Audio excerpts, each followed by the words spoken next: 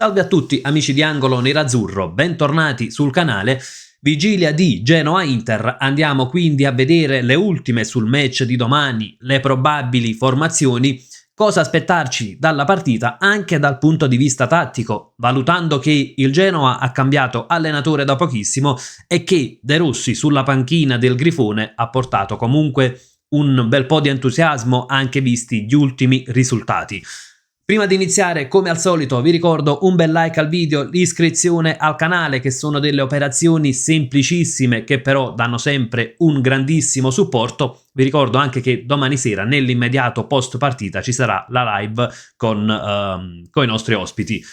Iniziamo innanzitutto dal valutare come arrivano le due squadre. L'Inter arriva dopo la sconfitta contro il Liverpool, che ha smorzato un po' gli entusiasmi che si erano creati post Intercomo. Il Genoa naturalmente arriva sulle ali dell'entusiasmo con l'arrivo in panchina di De Rossi. I rossoblù hanno totalizzato 8 punti in 4 partite, tra l'altro hanno mostrato di essere una squadra che crea tanto, o meglio fa tanti gol, però subisce anche qualcosina e quindi c'è da valutare questo aspetto, però naturalmente ecco, domani potrebbe essere un Genoa anche pronto a sorprendere, anche perché è la prima vera grande squadra che incontra il Genoa da quando è arrivato De Rossi, naturalmente se escludiamo l'Atalanta in Coppa Italia, che sappiamo è sempre una situazione particolare, quindi non c'è mai lo stesso entusiasmo né la stessa concentrazione del campionato, quindi diciamo che è una partita che fa un po' storia a sé, anche perché fu condizionata dall'espulsione per il Genoa nel primo tempo. Andiamo quindi subito anche sulla parte tattica del match e su quelle che sono le probabili formazioni. Iniziamo innanzitutto ricordando che ci sono tanti ballottaggi nell'Inter, perché è un Inter che dovrà fare a meno di Acerbi, dovrà fare a meno di Çalhanoğlu, c'è il ballottaggio su Mkhitaryan, c'è ancora ballottaggio in attacco. Abbiamo schierato quella che secondo me potrebbe essere la formazione più verosimile a quella che scenderà in campo domani, anche valutando le ultime del match. Poi andiamo a valutare anche le scelte, perché su qualcuna non mi troverei proprio d'accordissimo. Iniziamo innanzitutto da che tipo di partita aspettarci, come gioca il Genoa. Innanzitutto è una squadra che ha mostrato di prediligere una costruzione dal basso, una costruzione che però viene anche fatta in maniera molto paziente, una costruzione che fa girare tanto il pallone.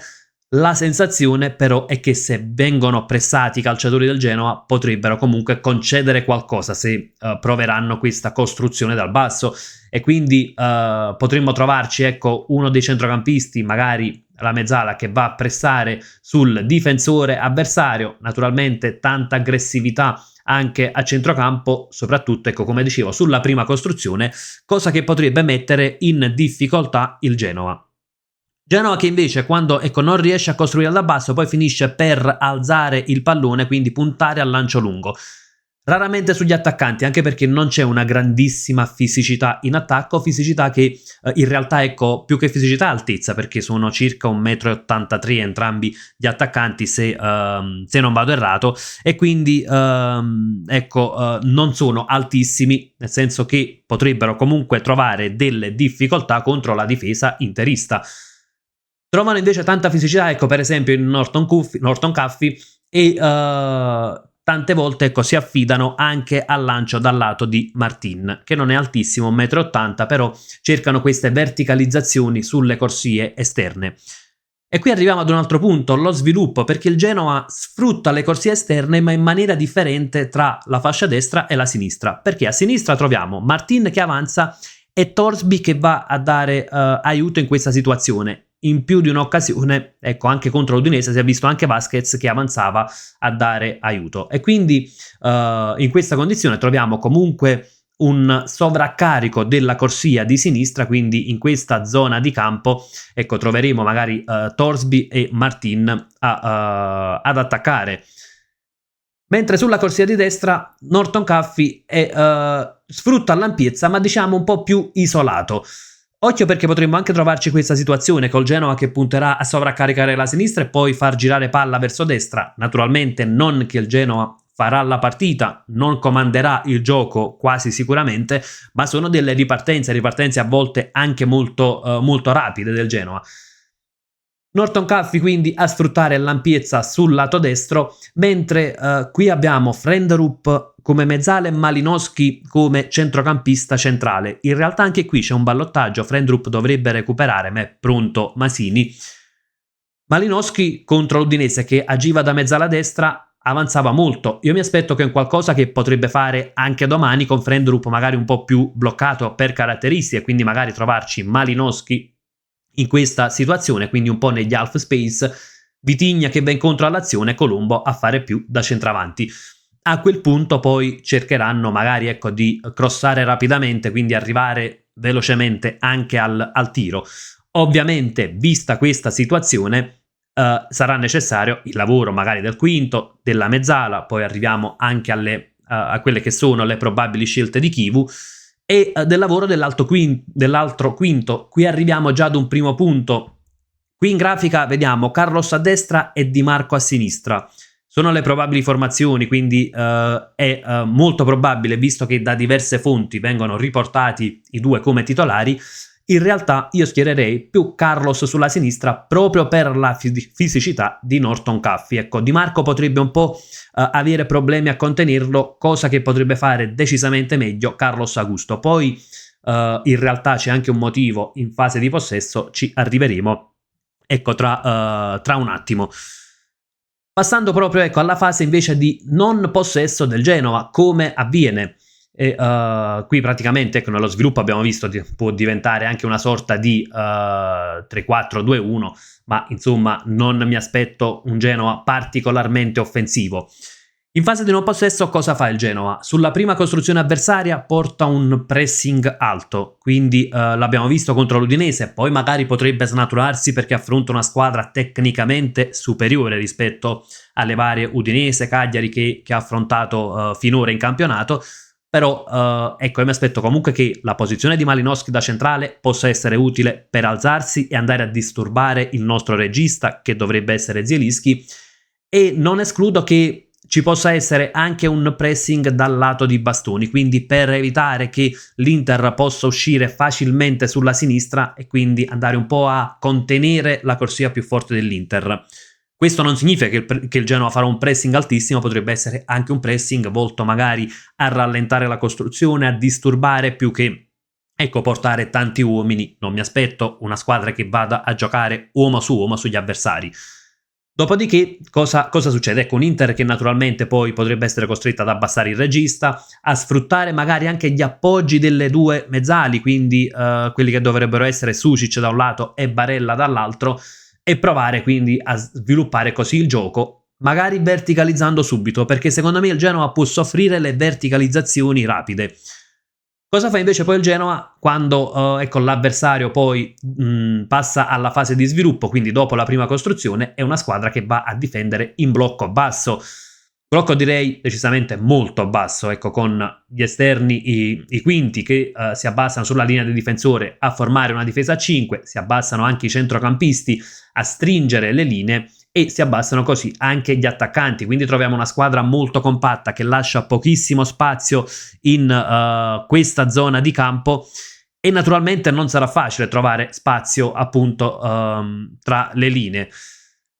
Cosa può fare l'Inter per scardinare questa difesa? Oltre alle verticalizzazioni che già abbiamo accennato, naturalmente portare imprevedibilità sulle corsie esterne, imprevedibilità che non mi aspetto venga portata naturalmente con i dribbling. L'unico che l'avrebbe tra le caratteristiche è Luis Enrique, ma non sta riuscendo a metterlo in pratica.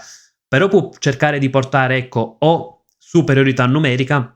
E qui arriviamo ad un primo punto. Le scelte oltre a Sommer in porta, in difesa al momento le probabili sarebbero Bissek, Akanji e Bastoni.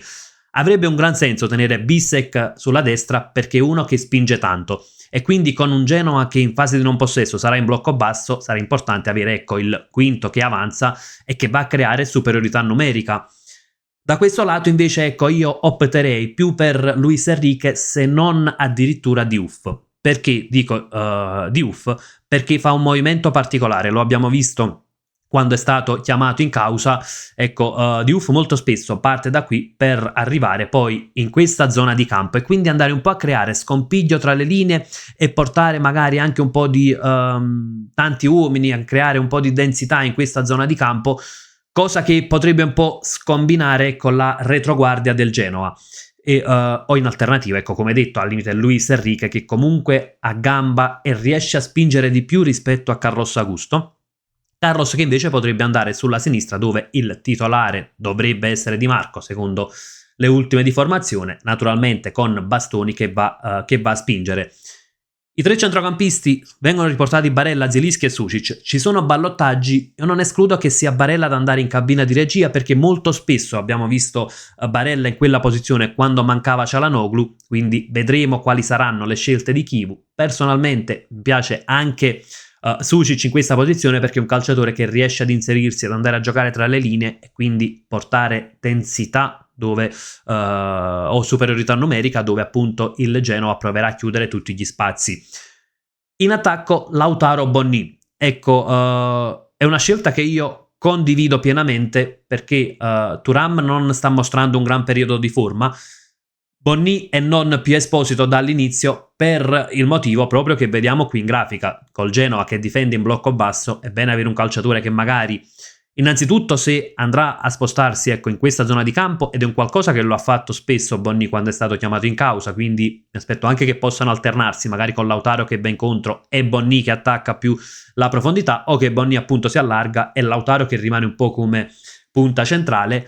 E Bonni ha qualità per provare a superare l'avversario, quindi anche nell'1 contro 1, non che sia un driblomane, ma comunque un calciatore veloce, ha qualità anche quando si tratterà di verticalizzare rapidamente, quindi col Genoa che non sarà ancora sistemato come abbiamo visto prima, quindi il Genoa che magari è in quella fase di tra la prima pressione sulla costruzione avversaria e il risistemarsi in blocco basso, ecco, un Genoa che magari potrebbe essere attaccato con delle verticalizzazioni rapide, e magari sarà importante anche il lavoro dei due attaccanti, con Lautaro che può andare incontro e Bonni pronto a attaccare la profondità o viceversa. Quindi in questo senso io condivido la scelta, l'eventuale scelta di Bonni titolare.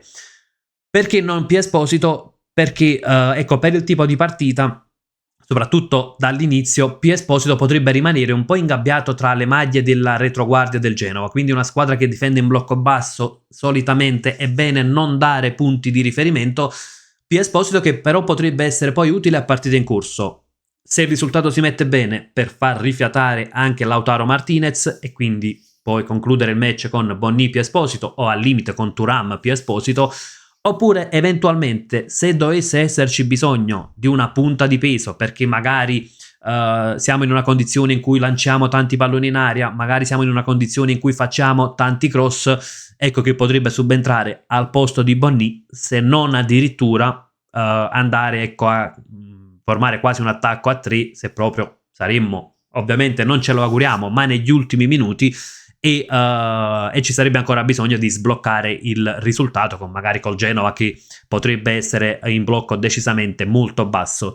Per quanto riguarda i rossoblù, avranno l'assenza di Ostigard, difesa che sarà con Marcandalli, Otoa, Busquets, le ali tra i pali, Norton Caffey come abbiamo detto, ed è uno a cui fare particolarmente attenzione perché è uno dei calciatori più pericolosi del Genoa, che sta facendo benissimo, che spinge tanto su questa corsia e che ha fisicità, quindi il Genoa potrebbe verticalizzare molto su di lui.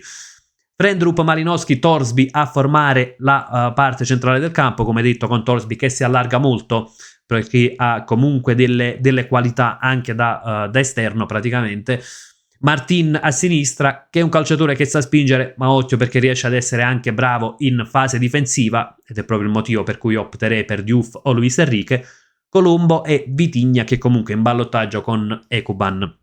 Detto questo, naturalmente ecco, andrà valutato che non sarà una partita semplice, perché il Ferraris è sempre un ambiente molto caldo, un ambiente particolare, perché il Genoa è in gran fiducia, però sicuramente ecco, se l'Inter vuole continuare ad inseguire la vetta della classifica, questa è una partita in cui portare a casa 3 punti mi verrebbe quasi da dire senza se e senza ma, perché Per quanto l'avversario non è da sottovalutare, sicuramente siamo di una caratura tecnica superiore, andrà sfruttata questa differenza, però come detto non mi aspetto la goleada, non mi aspetto una partita semplicissima. Ragazzi, fatemi sapere anche la vostra nei commenti, cosa vi aspettate dalla partita di domani, chi secondo voi potrebbe essere il calciatore decisivo e ecco anche che tipo di partita vi aspettate, se siete d'accordo con le probabili scelte di Christian Chivu che abbiamo appena analizzato. Io vi saluto, vi ricordo l'appuntamento domani alle 20 con la live post partita e naturalmente, come sempre, vi lascio con un gran bel Forza Inter!